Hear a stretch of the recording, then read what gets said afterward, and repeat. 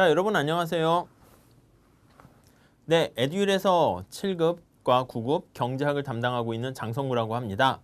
자, 제가 이 자리에 이렇게 서게 된 이유는요. 이번에 2018년 7급 국가직 경제학 문제가 좀 너무 어렵고 힘들었다라는 얘기들이 많이 있어서요. 기출문제에 대한 해설은 미리 학원에서 동영상으로 해서 올려놨거든요. 이 시간에는 그 해설을 한다기보다는 우리 에듀윌에서 마련한 그 프로그램을 잘 따라오시면 쉽게 이번 같이 많은 수험생들이 어려웠다라고 이구동성으로 얘기하는 그 문제들을 다 좋은 점수로 풀 수 있을 거다라는 것을 보여드리려고 이렇게 섰습니다. 아마 시험 문제는 이번에도 그렇고 좀 최근 유행이긴 한데요. 계산 문제 비중이 많이 늘어나고 있습니다. 그래서 기본적인 내용을 좀 숙지하시고 말 문제를 좀 공부하신 다음에는 고득점을 하려고 하면은 계산 문제를 많이 푸셔야 돼요. 그래서 제가 따로 계산 문제 특강 같은 것도 마련하고 책도 준비했거든요. 물론 거기서 유사한 문제가 많이 나왔는데 그거를 숙달시키는 게 고득점을 이루는 첩경이 아닌가 이런 생각을 하게 됩니다. 물론 만약에 계산 문제라든가 그 문제를 여러분들이 잘 적응해서 빨리 풀지 못하시면 아마 고득점은 앞으로도 좀 어렵지 않을까 하는 생각입니다. 자, 이번 시간에는요. 우리 시험 문제를요. 계산 문제 위주로 할까 하다가 말 문제까지 간단히 포함해가지고 우리가 사용하는 교재 속에 어디에 그런 문제가 있는지 그리고 어떻게 대처를 해야 할 것인지에 대한 간단한 코멘트를 해드리고자 합니다. 자, 우선 1번 문제 볼까요? 1번 문제는 공개시장 조작을 통한 중앙은행이 국채를 매입했습니다. 국채를 매입하면 어떻게 되죠? 그렇죠. 통화량이 밖으로 나간다고요. 그래서 통화량이 증가하게 되는데 국채를 매입했을 때 통화량 증가는 쉬운데 본원 통화는 어떻게 될 것인가? 그에 대한 문제입니다. 요 쉬운 말 문제인데요. 여기 보시면 객관식 우리 교재 172페이지에 4번 통화량 변동에 대한 설명으로 옳지 않은 것은 해가지고요. 이렇게 쫙 문제가 나와 있습니다. 그래서 본원 통화량을 증가시키는 경우랑 아니면 본원 통화량을 증가시키지 않으면서 통화량을 증가시키는 그 정책. 보통 이제 통화 정책은 지급 준비율 그리고 재할인율 여기 나와 있는 공개시장 조작 이 세 가지가 있잖아요. 그거에 대한 문제는 되게 유명한 거니까 아마 이거는 근데 다 맞췄을 것 같습니다. 그래서 1번은 간단하게 넘어가고요. 두 번째도요. 이번에는 금융정책, 통화정책 문제가 많이 나왔습니다. 여기 나와 있는 대차 대조표를 통해 가지고요. 왼쪽에 나와 있는 자산과 오른쪽에 부채가 이렇게 나와 있는데 예금 2천만 원이 들어왔습니다. 2천이 들어왔는데 그때 지급준비금이 600이다. 대출은 1,400으로 돼 있는데 여기 나와 있는 것처럼 초과 지급 준비금을 전부 대출한다라고 했을 때 얼마나 통화량이 증가할 수 있는가 그에 대한 문제입니다. 이것도 되게 유명한 문제예요. 말은 계산 문제긴 한데요. 여기 보시면 객관식 책 154페이지에 보시면 회계사 문제라든가 다른 문제에서 굉장히 많이 나오고 있습니다. 그래서 상업은행인 해피은행의 재무상태표가 나와 있는데 여기 예금이 있고 여기 보시면 지급준비금이 있잖아요. 그래서 법정 지급준비금이 얼마인가 보고 그거보다 내가 훨씬 더 많이 가지고 있었을 때 그 초과 지급준비금을 우리가 대출을 해줄 수 있죠. 그래서 그 승수 구하는 공식입니다. 승수 구하는 공식 두 가지가 있는 거 아시죠? 여기 책의 해설에 이런 식으로 정리가 돼 있고 다들 아실 거라고 생각합니다. 그래서 이 두 가지 공식은 원래 똑같은 거긴 한데 그냥 두 가지 공식이 있다. 그렇게 암기하시고 보는 게 좀 더 좋을 것 같습니다. 뭐 2번도 뭐 그렇게 어려운 문제는 아니었던 것 같습니다. 3번 한번 보도록 할게요. 2번 가기 전에 요거 문제도 보세요. 여기 보시면 요거는 간평사 시험 문제에 나왔었던 것인데 역시 똑같습니다. 이렇게 대차 대조표를 이용해가지고 예금, 지급준비금 해가지고 최대로 가능한 통화량의 증가액은 얼마인가 해가지고 우리 교재에 유사한 문제가 나와 있는데 그거 충분히 풀어보시면 괜찮을 것 같습니다. 그래서 약간 비슷한 문제가 두세 개 있는 거는 그렇게 좀 소개해드렸으니까 만약에 이번 시험 치신 분들 아니면 앞으로 또 치실 분들 같은 경우에는 그 부분을 찾아서 잘 점검을 해주시면 좋을 것 같습니다. 자, 3번 문제 볼게요. A국에서는 어떤 재화의 수요 곡선이 이렇게 있고요. 공급 곡선이 이렇게 있습니다. 이때 A 정부가 가격 상한을 20으로 설정할 때 여기 보시면 생산자에게 보조금을 지급하려고 한대요. 그러면 이 가격 상한을 설정했을 때 얼마의 보조금을 주게 되면 그 상한선과 딱 맞는 수요 공급이 결정될 것인가 그 문제를 푸는 거예요. 여기 한번 보세요. 똑같아요. 사실 완전히 새로운 문제는 등장하지 않았습니다. 여기요. 간평사 14년 문제예요. 그래서 우리 시험 문제를 보면 공무원 7급 준비하시는 분들도 간평사라든가 아니면 회계사라든가 그런 문제까지 조금 정복을 하실 필요가 있어요. 그래서 회계사 문제 스타일은 많은 문제는 아니고 한두 문제 정도 좀 스타일을 보시면 될 것 같고 간평사 문제라든가 다른 시험도 좀 잘 보세요. 자, 여기도 보세요. XJ 시장 수요 함수가 똑같잖아요. 거의. P가 200-8Q 이렇게 있고 공급 곡선이 있어요. 정부가 가격 상한을 100으로 책정하는 경우 완전히 똑같은 문제 아닌가요? 네, 맞아요. 그래서 좀 쑥스럽지만 저기 적중 이렇게 넣어놨는데 마찬가지입니다. 그래서 가격 상한을 100으로 했을 때 수요를 충족시키기 위해서 XJ 한 단위당 보조금은 어떻게 됩니까? 보시면 이게 글씨가 잘 안 보일 수 있는데 요 관련된 파일은요. 거기 다시 다운받을 수 있도록 해드릴 테니까 그거 한번 유심히 보세요. 해설 읽어보시면 되고 이 그림을 통해서 보셔야 돼요.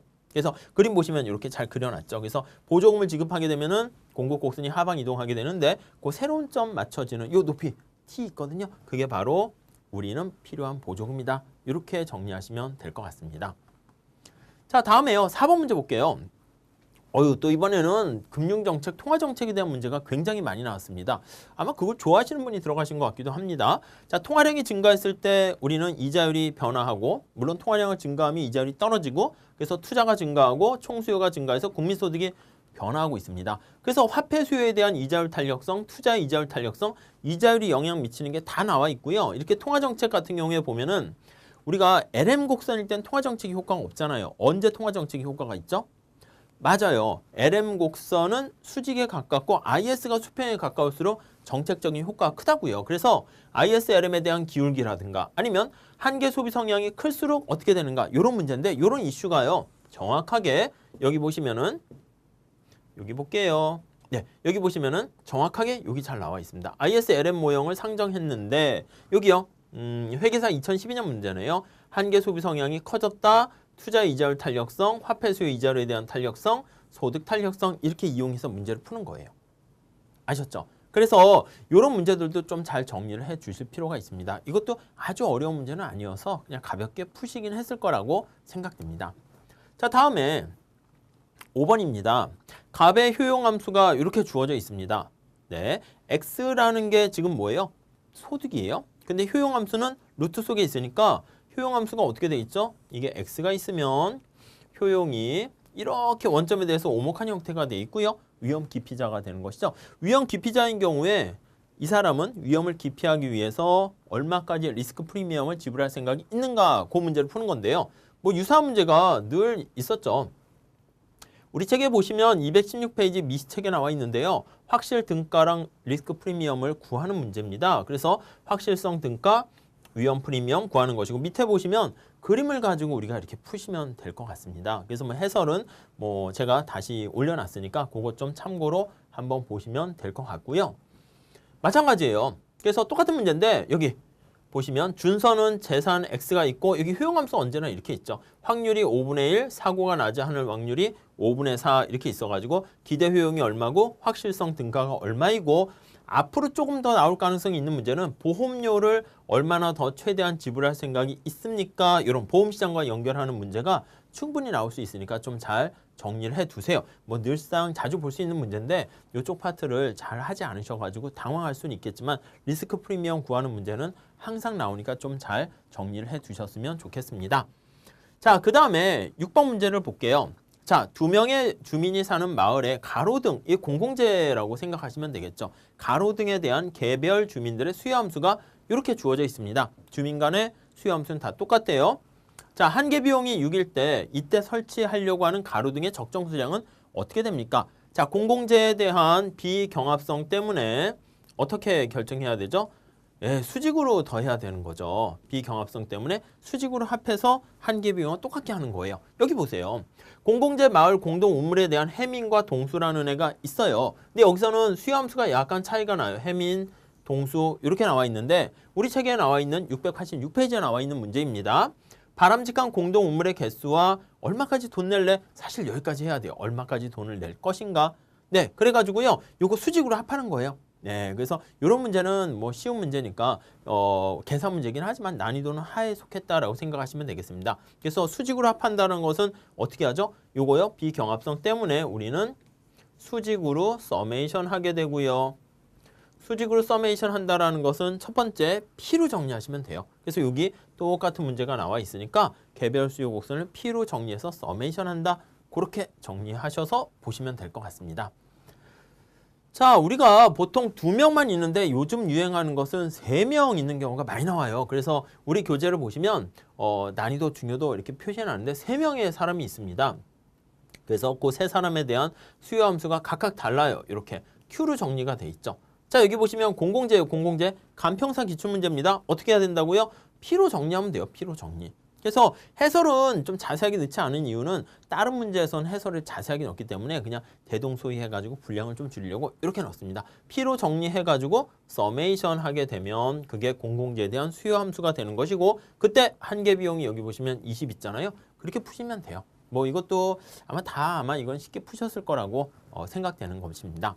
자, 다음에 7번 문제를 보시면은요. 7번은 테일러 준칙에 관련된 거예요. 스탠포드 대학에 있는 테일러 교수는 나름대로 연준이 금리를 어떻게 결정할 것인가에 대한 간단한 이런 모형, 룰을 만들었는데 장난감 같은 토이를 만들었네요. 근데 이게 진짜로 적용되는 것 같이 보이긴 해요. 그래서 요거와 관련된 게 우리 시험에서는 그렇게 나오진 않았었는데 회계사 시험 같은 경우에는 벌써 많이 나와요. 간평사 같은 거. 그래서 우리 기출문제도 보면 우리 객관식 문제 책에도 보면 요 문제가 많아서 제가 좀 자세한 해설을 거기다 넣어놨거든요. 그래서 이 테일러 준칙 보면은 여기요. I가 명목이자율, 파이는 물가상승률. 여기 파이 바로 돼 있는 게 여기 나와 있는 목표 물가 상승률 이렇게 돼 있습니다. 그래서 여기는 이렇게 주어지는 거죠. 그럼 이게 파이 바니까 여기 보세요. 여기 0.02가 바로 목표 물가 인플레이션율 이렇게 정리하시면 돼요. 그리고 뒤에 보시면 이렇게 잠재 GDP와 관련된 생산량 이렇게 나와 있어요. 단지 여기 보시면 Y-Y파 이렇게 했는데 여기는 그냥 Y스타 이걸 뒤집었죠. 그래서 앞에 보호가 마이너스 붙어 있는 거 그런 것만 좀 주의해서 보시면 될 것 같습니다. 그래서 아마 이게 기존의 과거 공무원 시험만 기출문제만 보셨던 분들은 헉 하고 당황할 수 있을 텐데 그렇게 보시면 안 되죠. 사실 경제학 출제하시는 교수님들이 뭐 공무원도 내시고 간평사도 내시고 노무사도 내고 회계사도 내고 다 그렇기 때문에 어떻게 보면 다 공부하셔야 돼요. 그래서 꼭 공무원에 나왔던 과거 기출문제를 이렇게 재탕한다기보다는 따름 인접된 문제들을 좀 많이 풀어보실 필요가 있습니다. 그래서 여기 보시면 각각의 기대 인플레이션율과 목표 인플레이션율과 지금 인플레이션이 어떻게 될 때 생산량이 어떻게 되는가 쭉 나와 있으니까 그런 것들 확인하시면 되겠어요. 여기서 다 일일이 설명드릴 뭐 그런 건 아닌 것 같고요. 다음에 여기 마찬가지입니다.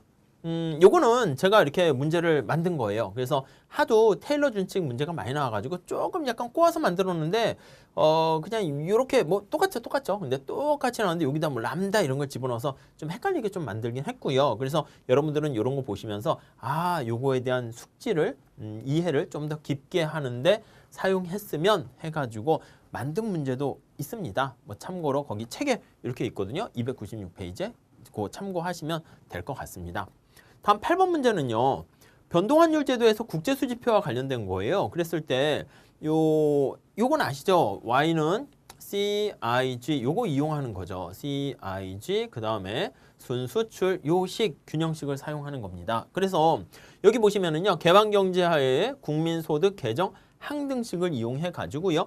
요 순수출이라는 게 순자본 유출과 똑같다고 생각하시면 돼요. 그래서 여기 순자본 유출, 이거 뭐 순해외 투자 다 같은 말이에요. 요게 경상수지 세 개가 다 같은 말이다. 뭐 회계사 06년도 기출문제이긴 한데 요거 잘 담아놨으니까 요거 좀 보시면서 또 나올 수 있습니다. 요거 잘 정리하신 분들은 쉽게 알 수가 있을 거예요. 해설이 글씨가 좀 작긴 한데 다시 말씀드린 것처럼 요 문제 해설을 보세요라고 하는 게 아니라 그걸 설명드린 게 아니라 이렇게 비슷한 문제가 아니 많은 분들이 완전히 새로운 문제가 나온 것 같이 말씀하시는 분들이 있는 것 같아서 그건 아니고 다 과거에 있는 기출문제 유형들 그대로 나왔다라는 것을 설명드리려고 하는 것입니다.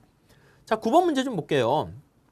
A국의 어떤 재화에 대한 그 국내 수요와 국내 공급이 있습니다. 그랬을 때 이에 수입 관세를 부과했습니다. 관세를 부과하게 되면 그렇죠. 국내 가격보다 국제 가격이 되게 낮아서 수입을 하고 있었는데 관세 부과하게 되면 이렇게 수요 곡선이 위로 올라가잖아요. 국제시장의 가격이. 그래서 여기 보세요.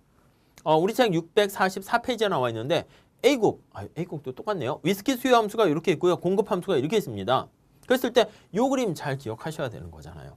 그래서 보통 얘가 이렇게 관세를 부과하게 되면 이렇게 위로 올라가게 되고요. 그때 요 영역들 따로따로 다 정해서 체크하셔야 되는 거죠. 그래서 요 음영 처리한 게 여기서는 관세 수입이 얼마입니까? 물어봤고요. 여기서는 뭐 생산자 잉여가 얼마나 증가하고 소비자 잉여가 어떻게 변하고 수요가 얼마가 되고 그렇게 얘기한 겁니다. 그리고 사회후생 같은 거 여기 날개 부분 나와 있는 거 있죠. 이게 바로 사회적 후생 손실을 나타내는 건데 그런 문제들은 자주 시험에 나와요. 자, 그래서 여기 보시면 648페이지에도 역시 공급 곡선과 수요 곡선을 그리고 원래 시험에 제일 많이 나오는 유형 스타일은 요거예요. 요거.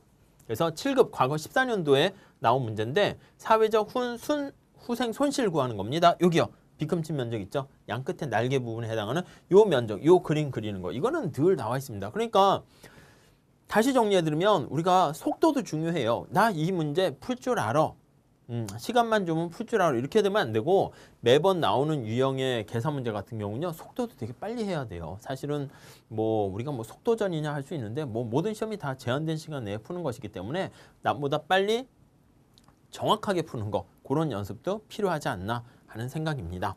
역시 마찬가지입니다. 여기 회계사 문제이긴 한데 이건 좀 복잡하죠. 회계사 문제는 좀 지문이 좀 길어요. 근데 사실은 뭐 그렇게 어려운 문제는 아니에요. 똑같은 문제입니다. 그래서 약간 난이도 있는 문제까지도 이걸 풀어보시면은 이런 문제들은 좀 오히려 되게 손쉽게 풀 수 있으니까 여기까지는 하셔야 돼요. 앞으로 그리고 시험 문제가 추세가 어려워지는 데다가 7급 같은 경우도 제 생각인데 피셋이 이렇게 도입하게 되면 이제 전공 과목에 대한 그거 갖고 이제 승부를 가리기 때문에 아마 7급 시험의 난이도가 뭐 이렇게 회계사급 그래도 나름 공무원들의 엘리트 자존심과 이런 게 있으니까 그 정도까지 이렇게 올라가지 않을까 하는 생각도 들긴 해요. 그러니까 요 회계사 문제까지도 좀 아마 정리를 좀 해 두실 필요가 있지 않을까 하는 개인적인 생각입니다. 요거요. 요거는 뭐 적중이 이렇게 많이 됐나 잘 모르겠지만 어느 공항이 있고요. 공항 근처에 주택이 있는데 비행기가 날아가다 보니까 그 주택의 어떤 외부성 효용을 감소시켜요. 그러니까 주택에 대한 효용이라 봐도 되고 이윤함수라고 봐도 돼요. 그래서 공항에 비행기가 이렇게 X가 비행기가 이착륙하는 비행기대 수인데 비행기가 많아질수록 X가 여기 있잖아. 마이너스가 붙어 있으니까 어떻게 돼요? 이윤을 감소시켜요. 주택을 개발하고자 하는 업체의 이윤을 감소시킨다는 얘기는 뭐예요? 효용을 감소시키고 이윤을 감소시키는 이거요. 마이너스 외부성이 생긴다고요. 자, 이렇게 마이너스 부정적인 해로운 익스터널리티가 발생했을 때 이윤을 극대화하는 것을 찾으려고 합니다. 그래서 주택 개발 업체가 이윤을 극대화하는 경우랑 다른 데 신경 안 쓰고 그냥 기업이 외부성을 신경 안 쓰고 이윤 극대화하는 거랑 그걸 같이 두 번 계산하는 거예요. 그래서 여기서의 목적은 외부성을 같이 내부화시킬 때 그래서 제 생각에는 이거를 공항하고요 주택하고 둘 다 같이 생각 결합 이윤의 문제라고 생각하시면 되겠습니다. 요거요 제가 다른 교수님 책에 있는 걸 응용을 해가지고요 문제를 만들어냈거든요. 한탄강 상류에 강철 공장에 이윤이 이렇게 있어요. 강철 스틸 해서 S가 있는 것 같고요. 그 다음 강철 공장은 하천을 오염시켜가지고 이렇게 있어서 비어예요. 맥주 공장에 대한 이윤 함수가 이렇게 나와 있습니다. 그랬을 때 각각 강철과 맥주의 가격이 있을 때 두 기업이 합병, 결합 이윤을 극대화하는 것은 어떻게 구합니까? 이렇게 되는 거예요. 두 개 더하면 되는 거죠. 그래서 밑에 해설 여기다 넣어놨거든요. 두 개를 합쳐가지고 각각에 대해서 미분을 해서 제로로 놓으면 그게 바로 이윤 극대화가 되는 겁니다. 이 문제는 뭐 올해 사실 또 2018년에 회계사 시험에 출제된 바도 있거든요. 그래서 저는 좀 과거에 이렇게 뭐 아무튼 수업하다가 뭐 만든 문제인데 뭐 이런 문제들 잘 좀 정리를 하실 필요가 있지 않을까 해서 만들었는데요. 뭐 똑같이 나와서 그래서 요거 한번 풀어보신 분들은 뭐 손쉽게 그냥 당황하지 않고 문제를 풀지 않았을까 하는 겁니다. 완전히 새로운 문제 아니에요. 그냥 원래 다 있었던 문제예요. 저는 혹시나 해서 제가 만든 문제가 그대로 나왔고요. 다음에 11번 볼까요? 11번은 시장 구조와 관련된 겁니다. 시장 구조일 때 완전 경쟁, 독점, 독점적 경쟁 이렇게 세 가지 시장 구조가 나와 있고요. 이 세 가지 시장 구조에 대한 쭉 특성에 대해서 물어본 거예요. 이거는 이제 사실 점수 주려고 보통 하는 거예요. 보통은 이렇게 시장 구조를 나올 때는요. 답이 좀 웃기긴 한데 독점적 경쟁에 해당하는 게 주로 물어보고 싶은 거예요. 근데 독점적 경쟁을 물어보려고 하는데 비중이 좀 작잖아요. 그러니까 다른 시장의 특성까지도 껴넣기를 하는 거예요. 그래서 제가 수업할 때는 독점적 경쟁 시장이 그래프보다는 이제 장단기 해가지고 박스로 묶어가지고 틀린 것은 이렇게 많이 나오는데 여기서는 비슷하게 독점적 경쟁에 포인트를 맞춰가지고 출제한 거다라고 보시면 되겠습니다. 자, 미시경제 498페이지 우리 책 객관식 문제를 보시면 이렇게 다음 중 시장 구조와 행동 원리에 대한 것이다 해서 꾸르노 여기 요것도 좀 사실 나와야 돼요. 시장 점유율과 관련된 그래서 시장 집중률 지수와 허쉬만 허핀달 지수 요것도 좀 나올 필요가 있는데 아직까지는 좀 그렇고요.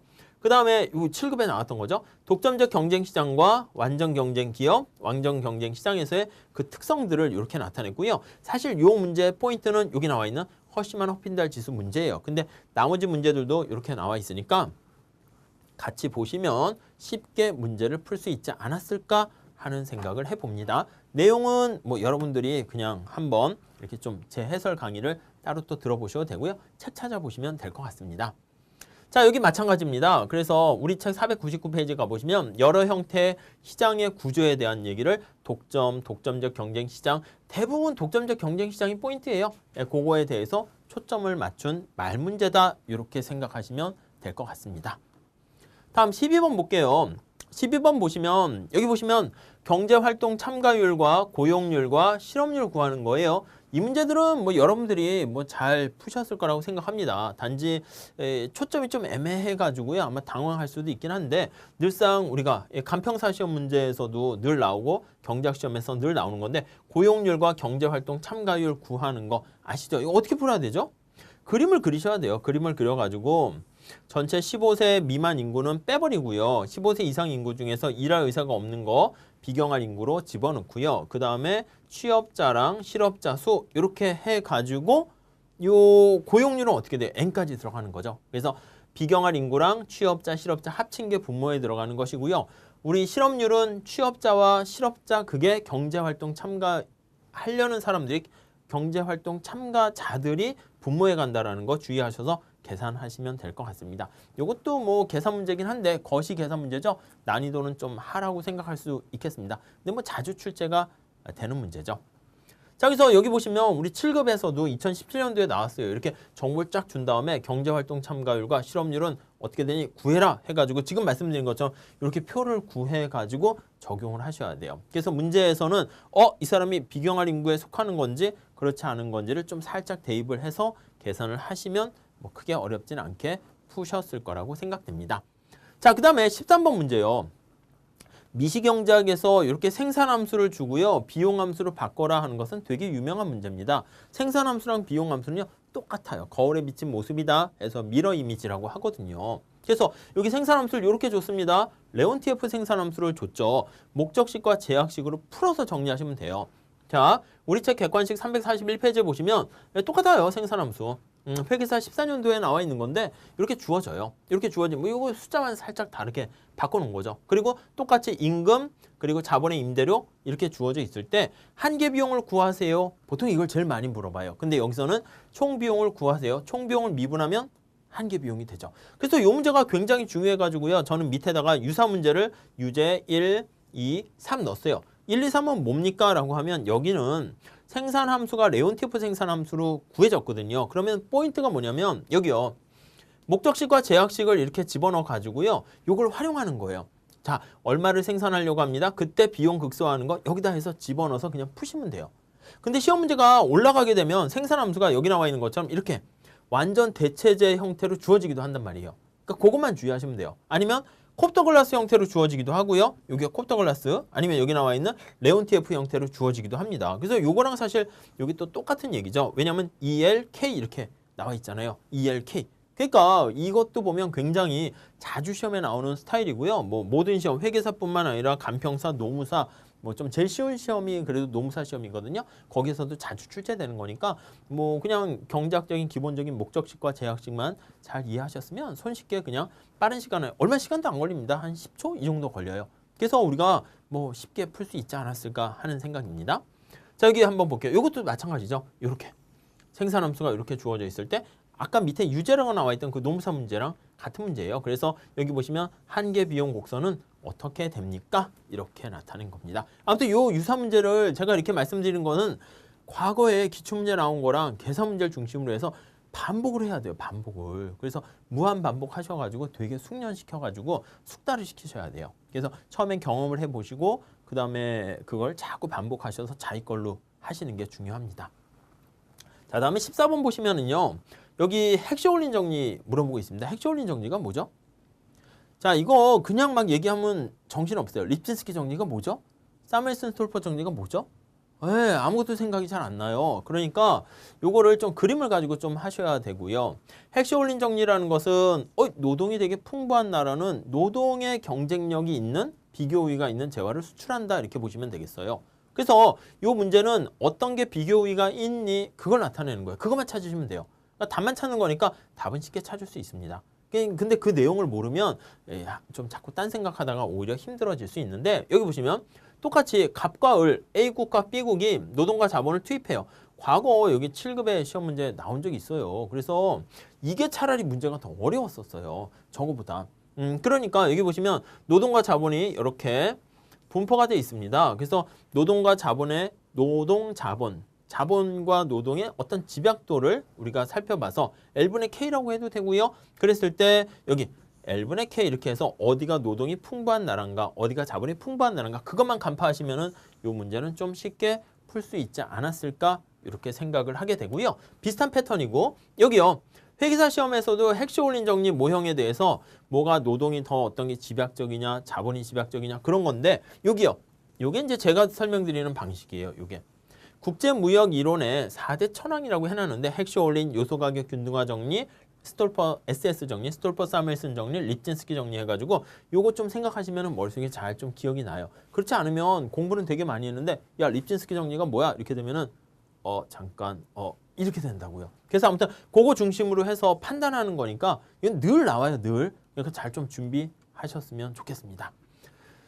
자, 그 다음에 여기 한번 볼게요. 노동시장과 관련된 겁니다. 노동의 수요 공급. 이게 수요 공급 곡선이라고 생각하시면 되겠죠. 노동의 수요 곡선이라는 게 뭐예요?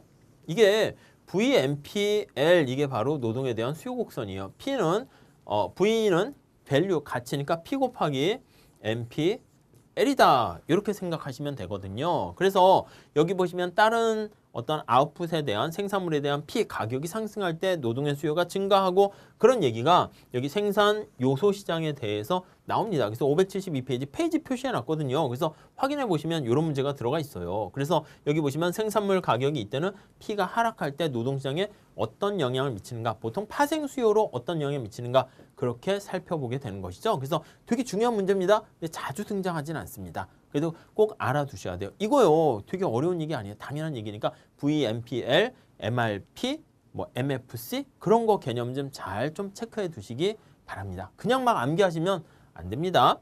자, 그 다음에 이건 탄력성 얘기입니다. 16번은요.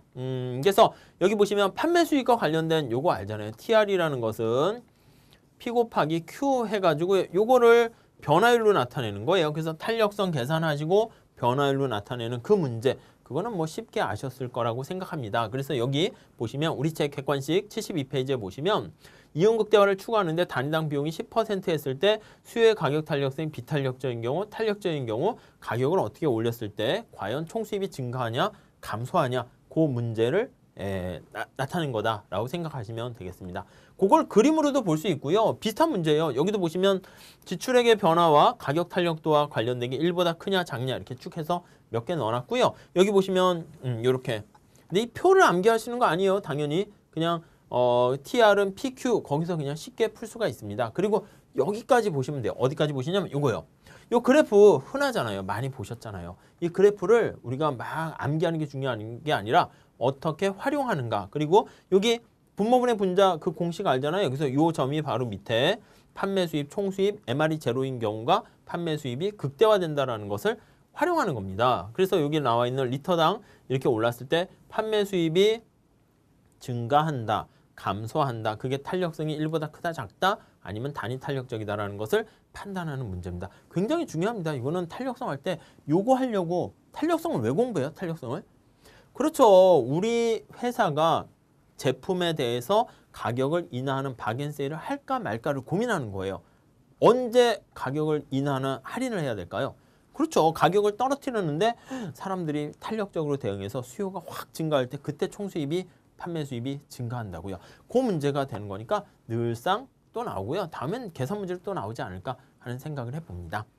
자, 그 다음에 17번 문제 볼게요. 17번은요. 기대 인플레이션과 자연 실업률이 부과된, 그러니까 기대가 부과된, 기대가 추가된 필립스 곡선입니다. 그래서 필립스 곡선과 관련해서는 기대 인플레이션이 적용된 단기 또 장기 필립스 곡선 그 얘기를 좀 잘 보셔야 되죠. 그래서 여기도 나와 있는 것처럼 그 기대 인플레이션과 실제 인플레이션과 그 관계가 어떻게 되는가? 요거 4번 나와 있는 거죠. 요거를 잘 보셔야 돼요. 그래서 요런 문제가 여기 나온 거다라고 보시면 돼요. 우리 책 455페이지 보시면 나와 있고요. 비슷한 문제가 또 계속 뒤에 나와 있는 것을 확인할 수가 있습니다. 다음에 18번 한번 보시면 솔로 성장 모형이에요. 솔로 모형은 우리가 사실 어떻게 보면 올드한 모형이긴 할 수는 있겠지만 우리가 이제 공부를 위해서는요 솔로 모형이 가장 정형화된 모형이기 때문에 시험에 교수님들이 출제를 많이 하세요. 좀 어렵게 나오기도 하는데 이번 시험에는 되게 심플하게 나왔죠. 그래서 자본의 투입이 증가함에 따라서 경제는 지속적으로 성장할 수 있는가? 여기요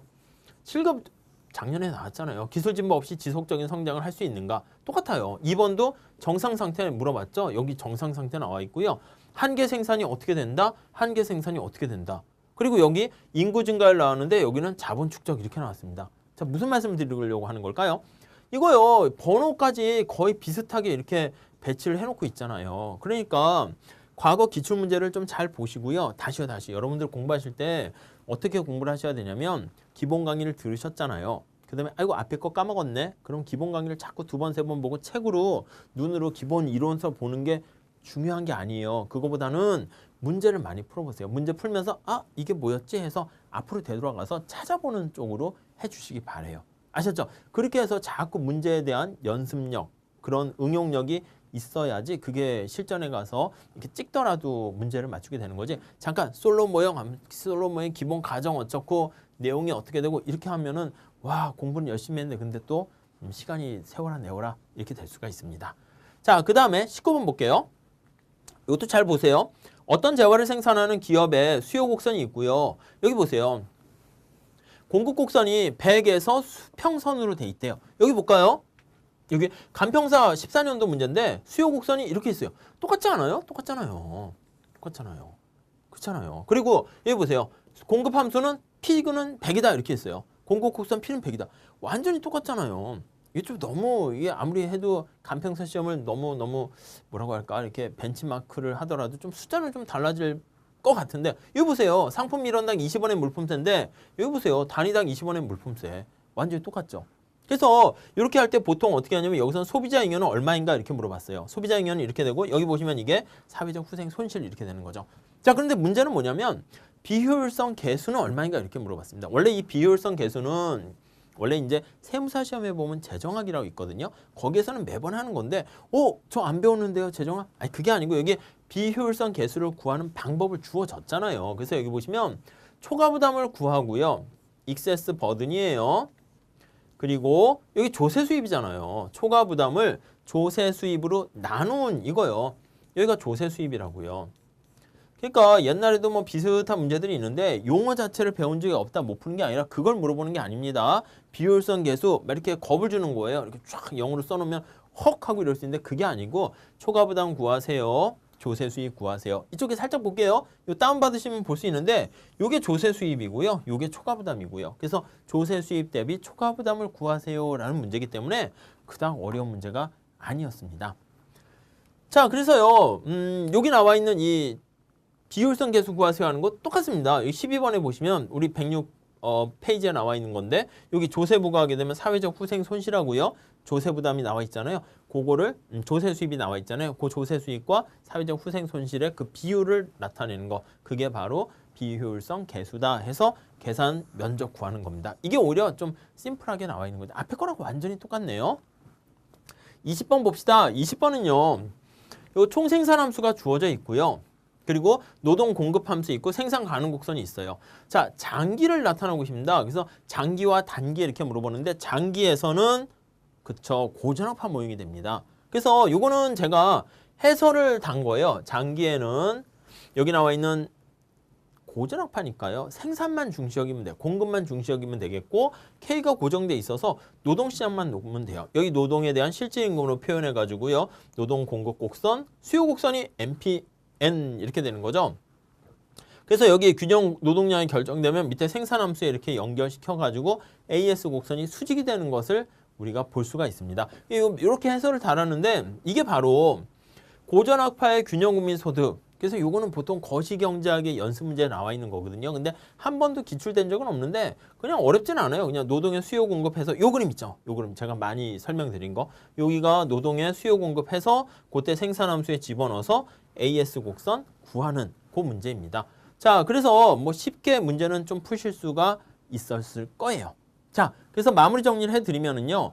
이번 시험 문제가 사실 보면은 과거에 우리 공무원 시험 말고 간평사나 회계사나 거기서 매번 나오는 문제들이 좀 다 출제가 됐어요. 그리고 왠지 그 틈새가 있는 거는 아까 결합이윤 극대화하는 그런 것들은 제가 문제를 좀 만들어 가지고요. 보통 이제 학교에서 중간고사라든가 아니면은 그냥 뭐 전국 모의고사 같은 거 뭐 그런 거 할 때 만들었던 문제인데 그런 것도 몇 개 껴놨거든요. 그리고 계산 문제도 몇 개 그래서 넣어놨어요. 그래서 과거 다른 시험의 기출문제라든가 제가 혹시나 해서 선제적으로 만든 문제들 그런 걸 좀 잘 정리하시게 되면 뭐 처음 본 문제들은 거의 없지 않을까 하는 생각이 들어요. 그래서 다시 말씀드리는데 공부 기본 강의 들으신 다음에 객관식 문제를 좀 어느 정도 정리하시고 그다음 계산 문제만 모아가지고 좀 반복해서 해주셨으면 좋겠습니다. 그래서 이 계산 문제 같은 경우는 제가 기본 강의 끝나고 객관식 하기 전에 또는 객관식 하면서 따로 기본 강의 뭐 특강 같은 걸 마련해서